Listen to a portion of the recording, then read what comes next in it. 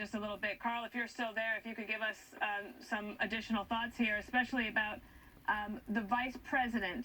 He is a constitutional officer. He needs to be protected. We believe that he's been evacuated, but tell me a little bit more about that process.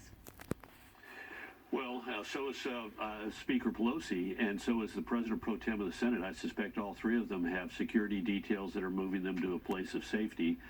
This is an extraordinary moment. We've got people climbing up the exterior of the Capitol building. I see in some of the footage, people have climbed up off of the portico on the west side, and are now outside the windows 10 or 20 feet higher than that. They've climbed up the wall somehow. So this is. I agree with Congressman Mast from Florida. This is unacceptable behavior. We are a democracy. We're a republic. We have a right to peacefully protest, but an attempt to stop the actions of a constitutionally required session of the United States Congress is beyond the pale.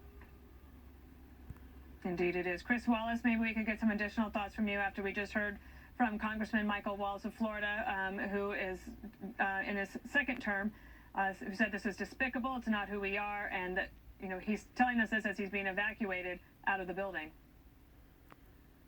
Well, a couple of thoughts. First of all, to go back to what Chad Pergram said a while ago, the utter failure of the Capitol Police to protect the U.S. Capitol.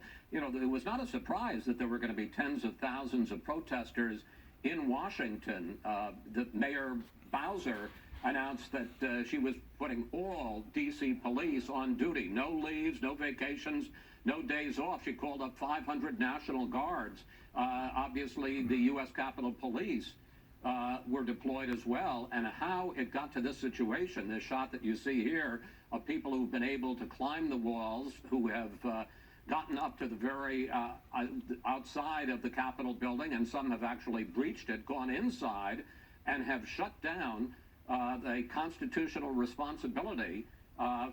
We assume it's going to get done at some point, but right now the duly elected members of the House and the Senate are being forced by a mob to leave the House chamber and the Senate chamber and to stop their constitutional duty of certifying the vote of Joe Biden for President of the United States. It's a huge security lapse, and frankly, one wonders whether President Trump should do more than just tweet about supporting the police. He did have this hour-long rant and urged people to head down to the Capitol and to never accept the results.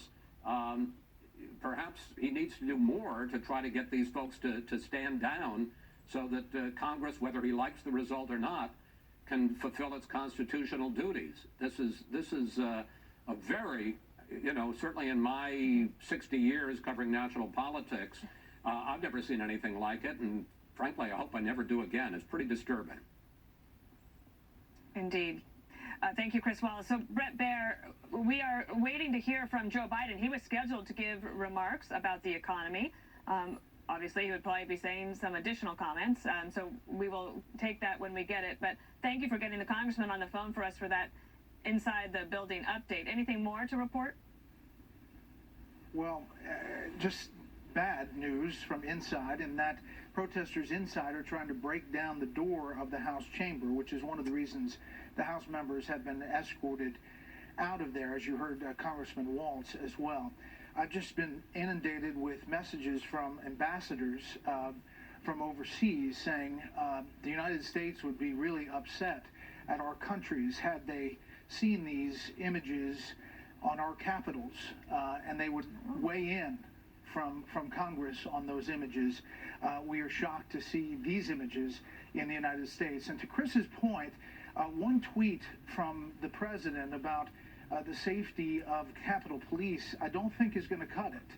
After the speech that we just heard from President Trump, and after a campaign in which he said he was a law and order candidate, this is anything but law and order. The constitutional process has been thwarted, has been stopped, and now there are people who are acting in ways that put people in danger inside the Capitol of the United States. It is a total security fail.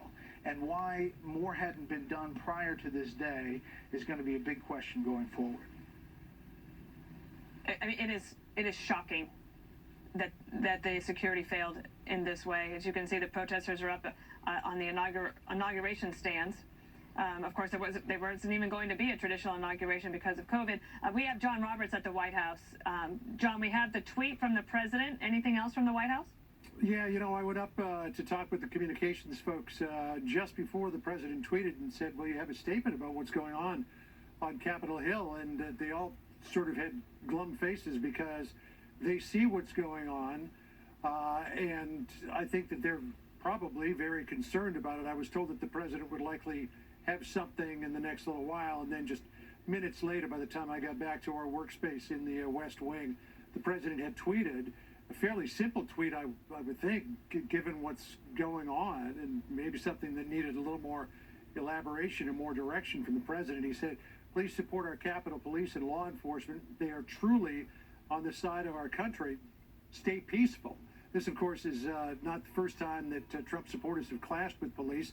There were clashes with them last night on the streets of Washington, D.C., clashes on the steps of the Capitol as they tried to get up. And now the Capitol Police, as you see them there in their high visibility coats,